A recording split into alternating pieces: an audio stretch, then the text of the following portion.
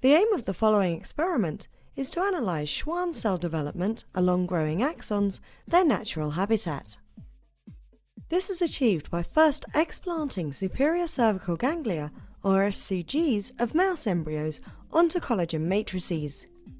As a second step, the SCGs are treated with nerve growth factor, or NGF, which facilitates axonal growth from the SCG neurons in a coronal fashion.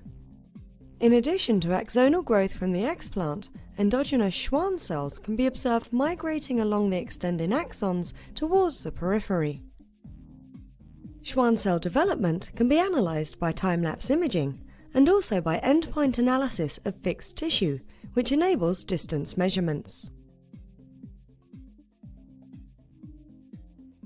The main advantage of this technique over existing methods like the scratch migration assay is that the natural habitat of the Schwann cells is included in this assay.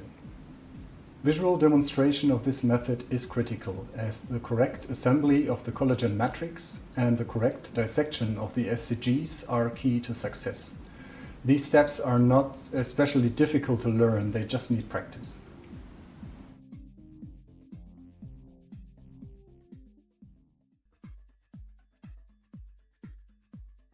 First, while working in a tissue culture hood under sterile conditions with all solutions on ice, prepare stock culture medium and rat tail collagen according to the instructions in the written protocol.